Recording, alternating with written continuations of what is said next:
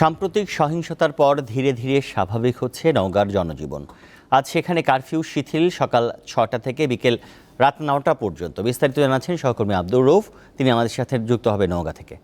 জীবনের স্বাভাবিকতা ফিরছে, অনেকটাই বর্তমানে মানুষের মাঝে স্বস্তি ফিরেছে। বিশেষ করে গত সোমবার থেকে সকাল ৬টা থেকে সন্ধ্যে ৭টা পর্যন্ত যে কারফিউ শিথিল রাখা হচ্ছে, এই সময়টুকুতে নওগাঁর জন্য সাধারণ নিত্য প্রয়োজনীয় জরুরি প্রয়োজন সারার জন্য বাইরে বের হচ্ছে, যার কারণে রাস্তাঘাটে অনেকটা লোকজন চোখে পড়ার মতো ছিল। প্রতিদিন সন্ধ্যা ৬টার পরে পরের দিন সকাল ৭টা পর্যন্ত কারফিউটা শতভাগ বাস্তবায়ন করার জন্য কিন্তু মাঠ পর্যায়ে প্রশাসনেরা অনেকটা কঠোর রয়েছে। সন্ধ্যার পর থেকে পরের দিন সকাল ৭টা পর্যন্ত কিন্তু নওগাঁ রাস্তাঘাটে শুনশান অবস্থা বিরাজ করছে। এছাড়া কিন্তু আপনার হচ্ছে নওগাঁর বিভিন্ন এলাকাতে সেনাবাহিনী, বিজিবি টহল কিন্তু চোখে পড়ার মতো, যাতে এই দেশের চলমান এই অস্থিরতার অবস্থায় নওগাঁতে বড় ধরনের কোনো সহিংসতা না ঘটে। সে কারণে কিন্তু আপনার দেশের পরিবেশ পরিস্থিতি পুরোপুরি স্বাভাবিক না হওয়ার কারণে সেনাবাহিনী, বিজিবি, পুলিশ মাঠ পর্যায়ে কাজ করবে বলে জানিয়েছে জেলা পুলিশ সুপার মোহাম্মদ রাশিদুল হক। এছাড়া কিন্তু আপনার প্রতিদিন কারফিউ সম্পর্কে নওগাঁর সাধারণ মানুষদের সচেতন করার জন্য জেলা প্রশাসনের উদ্যোগে এবং জেলা তথ্য অফিসের পক্ষ থেকে কিন্তু প্রচার মাইকের মাধ্যমে প্রচার করা হচ্ছে।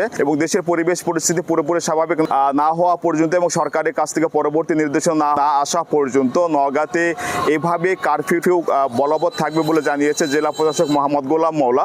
তো কারফিউ নিয়ে নওগাঁ থেকে এই ছিল আমার কাছে থাকা সর্বশেষ।